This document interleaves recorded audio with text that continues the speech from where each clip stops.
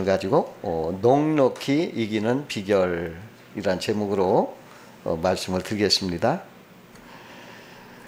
누구나 세상을 살아가는데 수많은 고난과 역경이 있습니다. 수많은 원수와 대적이 있고 또 고발하고 송사하는 마귀들이 있습니다.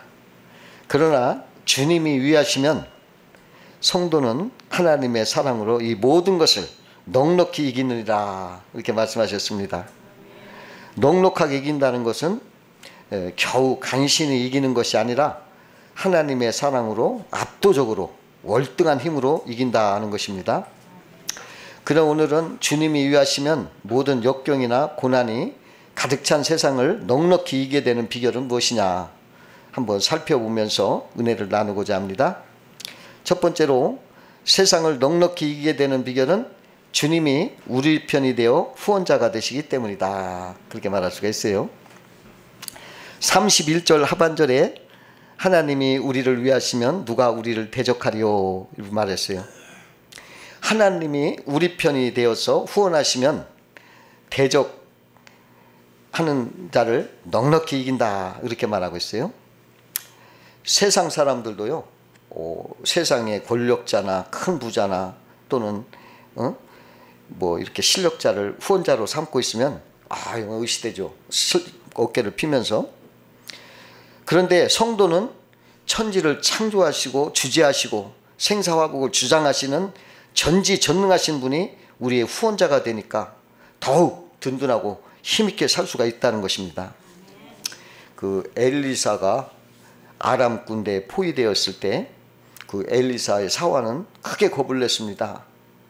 그때 엘리사는 하나님께 기도해서 그 사환의 그 영의 눈을 열어달라고 기도할 때 그가 영의 눈을 뜨고 보니까 그냥 하늘의 불말과 불병거가 막 가득 둘러싸서 자기들을 지켜준 걸 볼 수가 있었어요. 그러니까 엘리사가 우리와 함께하는 이가 저들보다 많다, 이렇게 말하면서 크게 안심을 시킨 걸 볼 수가 있어요. 하나님이 후원하시면 이렇게 압도적으로 넉넉히 이기며 살 수가 있는 것입니다. 다윗도 하나님이 의지하고 하나님 말씀대로 사니까 하나님이 후원자가 돼가지고 그가 블레셋을 만났어도 두려워하지 않고 그냥 달려가면서 너는 칼과 단창으로 내게 나오나 나는 만군의 여호와 이름으로 내게 나아가노라, 그렇게 하면서 힘있게 달려가서 물맷돌을 던져가지고 골리앗 이마를 쳐서 쓰러뜨린 것입니다. 하나님이 위하시면 용기 100배에서 승리할 수가 있는 것입니다.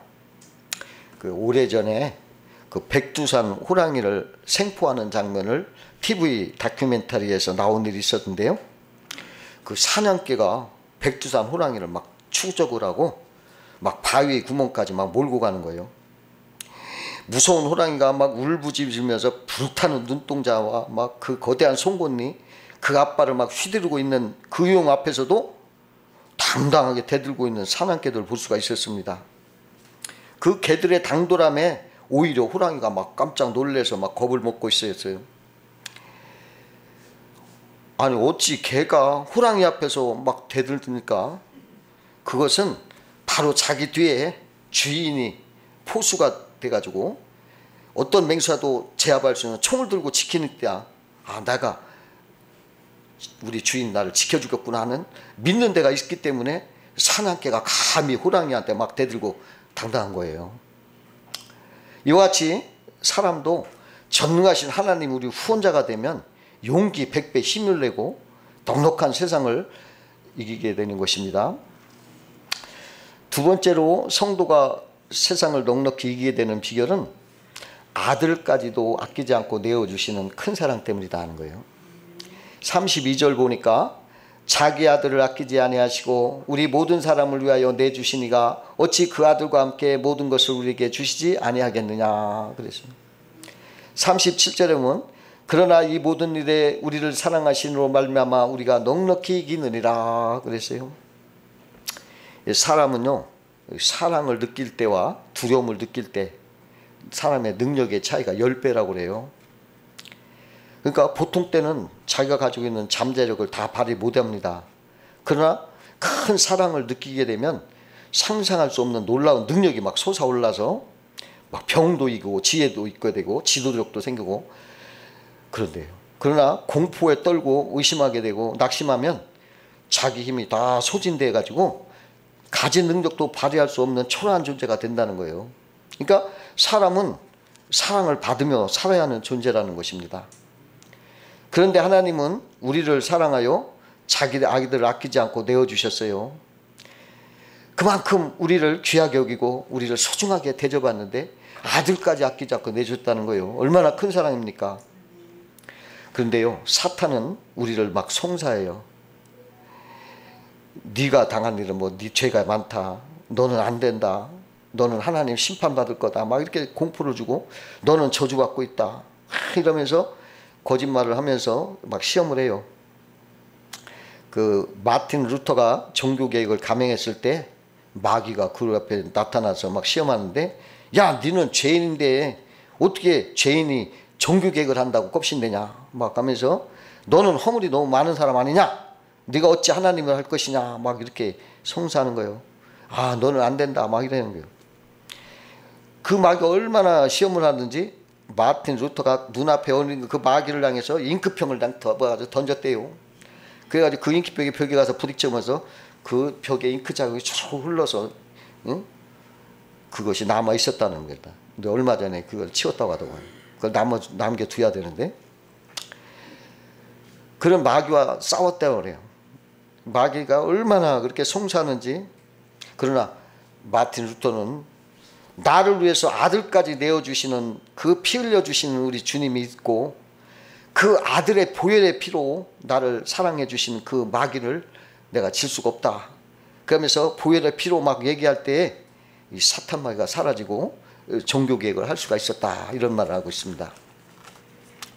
그 어도 가난하지만 행복하게 사는 부부가 있었는데, 근데 어느 날 그들에게 시련이 찾아왔어요. 그 부인이 이름 모를 병에 걸려서 시름시름 앓게 된 것입니다. 그게 가난했던 남편은 아유 이거 약도 못 사주고 너무 괴로운 거예요. 근데 어느 날 이 고민하던 남편이 돈을 모아가지고 시장에 가서 인삼 한 뿌리를 샀어요. 그리고서 부인한테는 자기가 산삼을 캐는 꿈을 꾸었는데 그 꿈대로 내가 산에 올라가 보니까 산삼이 있다. 그래서 그걸 내가 캐왔으니까 당신 이걸 먹으면 아마 나을 거다. 꼭꼭 씹어 먹어라. 이게 거짓말을 했어요. 그 아내는 고마우면서 정말 잔뿌리까지 꼭꼭 씹어 먹었습니다.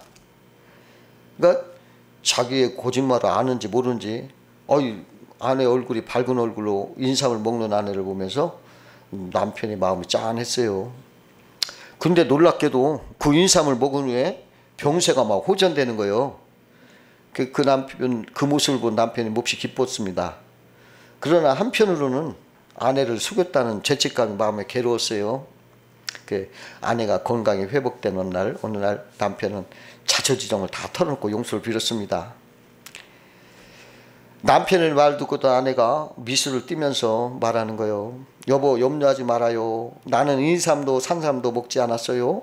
나는 당신의 사랑을 먹고 낳은 거예요. 이러더라는 거예요. 세 번째로 세상을 넉넉히 이기게 되는 비결은 성도에게 구원의 소망을 주시기 때문에 이기는 거예요. 그 닉슨 대통령의 보좌관이었던 척 콜슨은 자신의 감옥 생활 경험을 중심으로 본 어게인이라는 책을 썼는데요. 거기에 나오는 말이에요. 그가 감옥에서 죄수들을 이렇게 살펴봤더니 세 가지 사람이 있더래요. 첫째는 희망이 없는 그런 죄수들이래요. 근데 자기 머리를 막 벽에 부딪히면서 자기의 몸을 막 해치는 사람들이래요. 두 번째 보니까 부정적인 그런 비관적인 사람들로 그냥 자기 방 구석에 쪼그리고 앉아서 그냥 움직이지 않고 있더라는 거예요. 근데 세 번째 종류는 소망적인 사람이 있더랍니다. 그 사람들은 감옥 나갈 기다리면서 기회 있을 때마다 마당에 나서 운동을 하더래요. 그 소망을 품은 사람들은 막 어둠이 있어도 거기서 빛을 바라보면서 막 희망을 갖고, 근데 비관주의자들은 아무리 빛 가운데서도 어둠을 보더라는 거예요. 안 된다. 이건 틀렸다. 뭐 이렇게. 여러분, 그런데 주님을 믿으면 소망이 생겨요. 마귀는 절망과 부정적인 생각을 주지만 주님은 우리에게 소망을 주는 거예요. 주가 말하노라 너희를 향한 내 생각은 내가 하나니 재앙이 아니라 곧 평안이요 너희 장래에 소망을 주라는 생각이라. 에레미야서 29장 11절에 말씀을 하셨습니다. 여러분, 가만히 있을 때 자꾸 부정적인 생각, 자꾸 절망적인 생각이 들 때는 마귀요. 주님은 뭐라 하냐면 나의 생각은 내가 너에게 재앙이 아니라 평안을 줄 것이다. 소망을 줄 것이다. 이러거든요. 그러니까 여러분, 그럴 때 항상 소망으로 생각을 하고 자꾸 말씀을 붙잡고 소망으로 살아야 돼요. 그 뉴질랜드에 있는 소들이 다른 나라에 이렇게 팔려갈 때 그 배를 타고 막 한 달, 두 달 간대요. 근데 그때는 배에서 마른 풀 한 줌을 가지고 막 서로 뿔을 대며 막 싸운대. 그러나 어느 날 갑자기 소들이 마른 풀을 먹지도 않고 서로 싸우지도 않는데요. 그 알아봤더니 그 백리밖에 가까워진 육지에 풀 냄새를 맡는데, 이 소들은 풀과 육지가 지금 보이지는 않지만 그 냄새로 인해서 소망이 생긴 거예요. 그래서 그 소망으로 마른 풀을 가지고 싸울 마음이 없어진 거예요. 그와 같이 우리가 하나님을 믿으면 그 하나님의 언약의 말씀, 그 진실한 말씀, 그 없어지지 않는 그 진리의 말씀을 가지고 소망이 생기므로 우리는 세상을 넉넉히 소망으로 이겨나가는 거예요. 독일의 나치 수용소에 수감됐다가 극적으로 살아남은 네덜란드 코리텐 붐 여사가 있었는데, 그분이 이런 말을 했어요. 기차가 캄캄한 터널 속에 들어가 어두워졌다고 해서 아이고 기차표를 막 찢어버리고 기차에서 떼어내려서는 안 된다. 조용히 앉아서 기관사를 믿고 기다리면 잠시 후에는 터널 밖 밝은 세상을 볼 수가 있다. 이런 말을 했어요.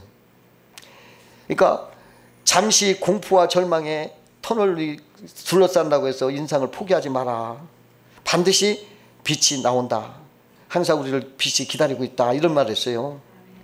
다윗은 시편 27편 1절에서 여호와는 나의 빛이요 나의 구원이시니 내가 누구를 두려워하리요. 여호와는 내 생명의 능력이시니 내가 누구를 무서워하리요. 라고 고백했어요. 수많은 원수가 둘러싸여 주변이 어둡고 고통스럽게 느껴지지만은 하나님이 계시기에 아무것도 두렵지 않다. 그런 말입니다. 빛 대신 예수를 믿으면 구원의 소망이 있기 때문에 세상을 넉넉히 이겨나갈 수가 있는 것입니다. 네 번째로 세상을 넉넉히 이기게 되는 비결은 성도에게 모든 것이 합력하여 선을 이룬다는 거예요. 여러분, 감기약 속에는요 좋은 약만 있는 게 아니라 미량의 독약도 있대요. 근데 그것이 다 이렇게 섞고 합력해서 좋은 치료약이 된대요. 그 미국 뉴욕의 월드 트레이드 센터에 근무하던 신실한 성도가 직장에서 이유 없이 갑자기 해고를 당한 거예요. 그러니까 그 성도가 왜 이런 시련이 내게 왔는가 막 괴로웠어요. 근데 그 다음날 그 회사가 9.12 테러 때문에 무너졌어요. 그 성도에게는 그 해고가 오히려 목숨을 건지게 된 것입니다. 이게 천하이복. 이것이 바로 나쁜 것도 합력해 선으로서 살게 하신 거예요. 이게 합력해 선을 이룬 거예요. 하나님은 믿는 자들에게 합력해 선으로서 나쁜 것이라도 좋은 것으로 바꿔준다는 소망이 있어요. 그 어떤 왕이 사냥을 신하들과 신하와 함께 사냥을 하는데 신하의 실수로 손가락 하나가 잃게 됐어요. 그게 속상한 왕이 있는데 그 신하가 다가오더니 이렇게 위로하는 거예요. 왕이요, 너무 상심하지 마소서.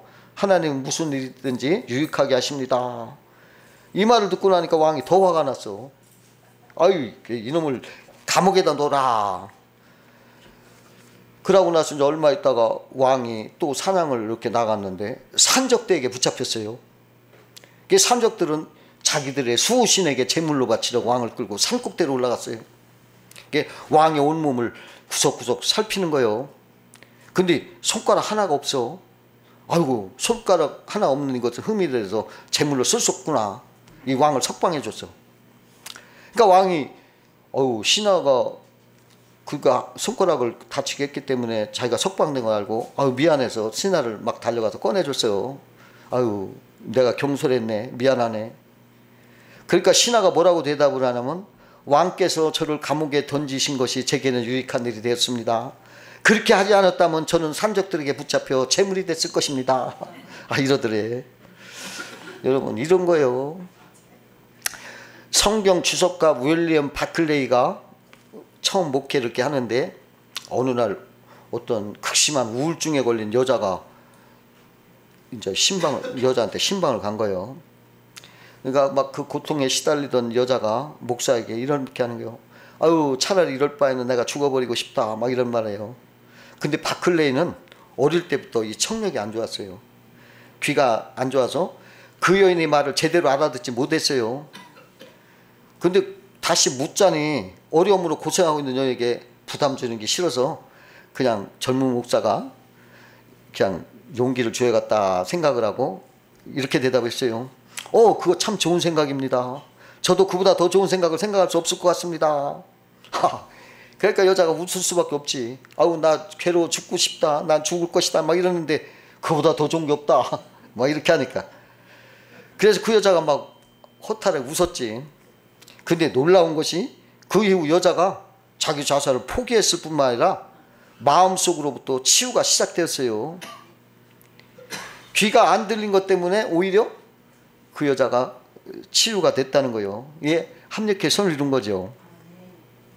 창세기 요셉은 애굽의 종으로 팔리고 또 억울한 누명을 쓰고 감옥에 가고 이게 불행과 절망이 막 있었지만 오히려 그것 때문에 하나님께서 왕을 만나게 하고 꿈을 풀게 하고 신하들을 꿈을 풀게 하고 이러다가 애굽의 총리가 되게 하신 거예요.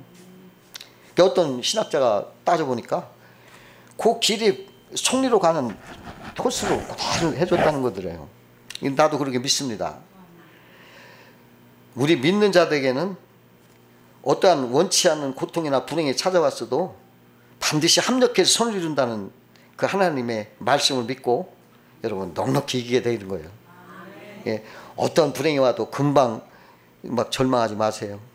이것 때문에 더 좋은 일이 생길지도 있다. 이렇게 믿고 살아가야 됩니다.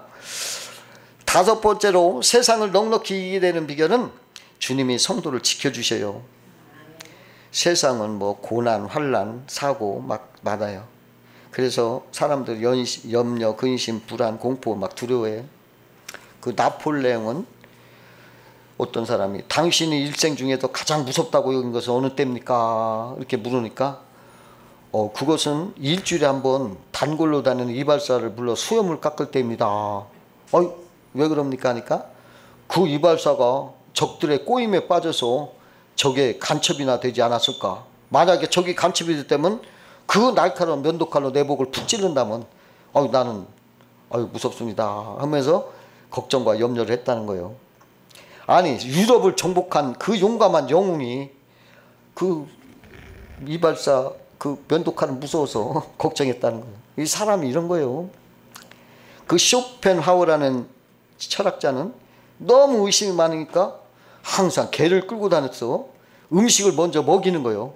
개가 먹는 걸 보고 죽지 않으면 자기가 먹어. 의심이나 염려가 이렇게 많았어요. 누구에나 의심, 염려는 있을 수가 있지만은 그러한 염려를 품고 산다는 것은 불신앙이네. 주님은 그러한 염려 다 내게 맡기라고 하셨어요. 주님을 믿는 자에게는 하나님이 눈동자같이 도와주시기 때문에 맡겨라는 거예요. 그 리빙스턴 선교사가 그 맹수와 식인종이 있는 아프리카에 가면서 마태복음 28장 20절 내가 세상 끝날까지 너희와 항상 함께하리라 하는 예수님의 말씀을 믿고 거기에 가서 그 식인종 맹수가 우두거리는 데서 그 사명을 다 감당하며 살았어요. 다 주님을 맡기니까 할 수가 있었어요. 그 다니엘을 봐요. 그냥 악인들의 계략으로 사자굴 속에 던져졌지만은 하나님은 천사를 보내서 사자들에서 다니엘을 해치지 못하게 지켜주셨어요. 그러나 다니엘을 해치고 사자굴 속에 던진 악인들은 다니엘처럼 사자굴 속에 던져졌을 때 그 발이 땅에 닿기도 전에 사자들이 달려들어 그 뼈를 훔쳐 먹었더라. 이렇게 성경은 기록하고 있어요. 그 미국 하와이 주라는 곳에 있는 하와이 제도 섬들 속에 그 선교사로 존 패튼 목사가 선교하고 있었는데요. 그분이 어느 날 밤 우상을 믿는 섬의 원주민들이 그의 선교 본부를 둘러싸고 불을 질러서 선교사 부부를 일가족을 다 불에 태워 죽이려고 했어요. 그러니까 선교사와 아내는 그날 공포로 가득 찬 밤이 막 다 지나가도록 하나님께 그들로부터 구해달라 막 기도를 했던 거예요. 근데 밤이 이제 지나고 날이 이렇게 밝으니까 그들을 죽이려던 사람들이 다 물러가는 거예요. 그 하나님께 하나님 감사합니다. 우리를 구출해 줘서 너무 고맙습니다. 감사했어요. 그런데 1년 후에 그 부족의 추장 예수를 믿게 됐어요. 그래가지고 패튼 선교사가 그에게 물어봤습니다. 작년에 당신과 당신 부하들이 우리들을 다 태워 죽이려고 하지 않았습니까? 근데 왜 그냥 갔습니까? 그러니까는 추장은 깜짝 놀라면서 아니 당신과 함께 있던 사람들은 다 어디로 갔습니까? 이러는 거예요. 선교사가 함께 있는 사람이더라니요. 그때 나는 나와 아내밖에는 아무도 없었는데요. 그러니까 추장이 막 고지하기를 그때 그 선교사 내를 보호하기 위해서 몸에는 빛난 갑옷을 입고 손에는 큰 칼을 빼들고 있는 수많은 군사들이 그 선교본부를 둘러싸고 호위하고 있었습니다. 그래서 우리들도 감히 어쩌지 못하고 그냥 갔습니다. 그러는 거예요. 근데 그 추장의 말을 듣고 패튼 선교사가 깨달았어요. 하나님께서 그의 천사를 보내서 자기와 아내를 지켜주셨구나. 이렇게 깨닫고 알게 됐습니다. 그러니까 하나님은 믿는 자들을 지켜주세요. 8번째로 세상을 넉넉히 이기게 되는 비결은 기도를 응답해 주시는 거예요. 그 지구촌교회 신일덕 장로님이 계셨는데 그분이 국제 비행기 기장이었어요. 그분의 별명은 할렐루야 캡틴이라고 했어요. 그 신장로님은 비행기가 이륙하기 전에 기장의 인사를 늘 할렐루야 신일덕 기장입니다. 이 비행기는 하나님이 동승하고 계십니다. 여러분 평안한 여정이 되시길 바랍니다. 할렐루야 이렇게 맨날 말하니까 그분의 별명이 할렐루야 캡틴이요. 근데 1990년 11월 16일에 그날은 탑승객들이 사이판으로 떠나는 신혼부부 61쌍과 일반 승객 31명 등 모두 약 150명이 탑승했어요. 무사히 여느 때와 다름없이 이제 이륙을 해서 다 갔는데 도착 지점 착륙 15분 전에 기관사가 바퀴를 빼려고 하니까 앞바퀴 뒷바퀴가 다 안 빠지는 거예요. 유압장치가 고장난 거예요. 그래 비상으로 막 수동으로 해보는데 그것도 안 되는 거예요. 관제소에게 이 사실을 알렸더니 저 보조화물에 동체로 내리라. 바퀴가 안 나오니까 몸뚱이로 그냥 노래를 하는 거예요. 바퀴 없이 몸뚱이로 내리면 이건 인명피해가 불보듯이 뻔한 일이니까 신일덕 장로님이 조종칸을 부위기장에게 맡기고서 바닥에 무릎을 꿇었어요. 그러니까 굉장히 기도했습니다. 하나님, 장로가 운전한 비행기가 사고 나면 하나님의 영광을 가립니다. 하나님, 여기 신혼부부들이 타고 있는데 어찌하면 좋겠습니까? 하나님 막 기도를 막 하는데 자기 몸이 막 공중에 붕 뜨는 것 같이 느낌을 받게 됐더니 마음속에 이사야서 41장 10절 말씀이 들려오는 거예요. 두려워 말라, 내가 너와 함께함이라. 놀라지 말라, 나는 내 하나님이 되니라. 내가 너를 굳세게 하리라. 참으로 너를 도와주리라. 참으로 나의 의로운 오른손으로 너를 붙들리라 하는 말씀이 들리는 거예요. 이 말씀을 듣고서 그냥 확신이 생기더래요. 그래서 기관사에게 수동으로 한번 다시 해봐라. 핸들을 돌려라. 그랬더니 기관사가 또 핸들을 돌리니까 앞바퀴 뒷바퀴가 쑥 나오는 거예요. 할렐루야. 그 관제에서 다시 연락을 했더니 처음에 관제를 믿질 않더래. 어떻게 바퀴가 다시 빠졌냐. 근데 신일덕 기장이 하나님 빼주셨습니다 하고 기장이 간증을 했대요. 이러한 일이 진행되는 동안 또 하필이면 막 번개가 쳐가지고 비행기가 막 전기도 나가고 비행기 안이 막 그냥 막 엉망이 된 거예요. 승객들이 막 불안하고 막 공포감이 떠는데 그런데도 안전하게 활주로에 착륙했어요. 그 기쁨이 이루 말할 수가 없었더랍니다. 신장로가 비행기에 내리는 승객들 한 사람 한 사람 포옹을 하면서 할렐루야를 외쳤고 많은 사람들이 막 기쁨의 눈물을 흘렸습니다. 근데 당시 불교도 신도였던 부기장이 장로님께 물었어요. 정말 하나님이 빼주신 거 맞습니까? 아이 그럼 당신이 보고도 못 믿냐? 이러니까 아멘. 나중에 그 부기장이 미국에 유학 가서 거기서 신학대학을 나와가지고 목사가 됐대요. 지금은 개척교회 목사로 일하고 있답니다. 기도를 통해서 이러한 간증은 수도 없이 많아요. 허드슨 테일러는 중국 선교하다가 먹을 것이 없으니까 아유 하나님 나 먹을 거 없습니다. 이제 더 못하겠습니다. 막 이렇게 하니까 그 다음날 아침에 쌀독에 쌀이 가득 차있더래. 누가 갖다 먹는지도 모르고 하나님 뭔지 몰라. 쌀이 가득 있더래. 그 미국에 있는 어떤 한 할머니가 남편 없이 가난하게 살았는데 하루는 세금고지서를 날아온 거예요. 지난번에 냈는데 또 날아온 거예요. 그 잘못된 거지. 그 영수증을 찾아야 되는데 영수증이 없어졌어. 그래서 막 발을 동동 굴면서 하나님 앞에 기도했답니다. 아유 하나님 어떡합니까? 근데 그때 그 앞집 사는 어린아이가 나비를 잡으러 들어왔더래요. 근데 그 나비가 농 뒤로 이렇게 들어가더랍니다. 그 아이가 막 엉엉 울더래. 할 수 없이 할머니가 농을 이렇게 치웠더니 거기에서 고지서가 나오는 영수증이 그 자리에. 하나님은 이걸 알고 벌써 어린애를 보내서 그렇게 한 거예요. 그게 우연이 아니에요. 그게 기도 응답이에요. 어떤 사람은 기도는 마스터 키라고 합니다. 예수 이름으로 기도하면 그것은 다 풀어진다는 거예요. 모든 문제를 해결하는 만능의 키라는 거예요. 기도. 믿는 자에는 이 기도를 해야 돼.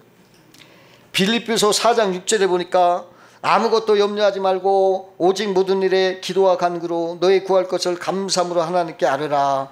그리하면 모든 지각에 뛰어난 하나님의 평강이 그리스도 예수 안에서 너의 마음과 생각을 지키시리라 말씀하셨어요. 성도는 기도에 무기가 있어요. 그래서 세상을 넉넉히 이기는 거예요. 기도를 하면 처음에 몇 번 하다가 안 되는구나 하는 데 많거든요. 근데 우물을 팔 때 물 나올 때까지 파는 사람은 100% 나오잖아. 기도도 마찬가지야. 한두 번 했다 이거 안 되네. 어떤 사람은 아이고 저 산 좀 치워주세요. 그 기도하거나 산 있으니까 그러면 그렇지. 우리가 그러기 쉬워요. 근데 기도의 맛을 아는 사람은 끝까지 기도하거든요. 그러면 역사가 나타나요. 어떤 사람은 겨자씨만한 믿음만 있어도 하나님 이 산도로 저 손 옮길 수 있다 이랬잖아요. 그러니까 그 사람 겨자씨를 갖고 다니면서 믿음이 떨어지면 겨자씨 보면 그냥 눈에 안 보여. 너무 작아서 이렇게 작은 믿음도 된다. 그럼 나도 기도하자. 그래서 많이 응답받았대요. 그거는 겨자씨를 꼭 갖고 다닌대요. 그래서 여러분들도 기도를 하세요. 그래서 모든 거 응답받고 세상을 이기시길 바랍니다. 기도하겠습니다.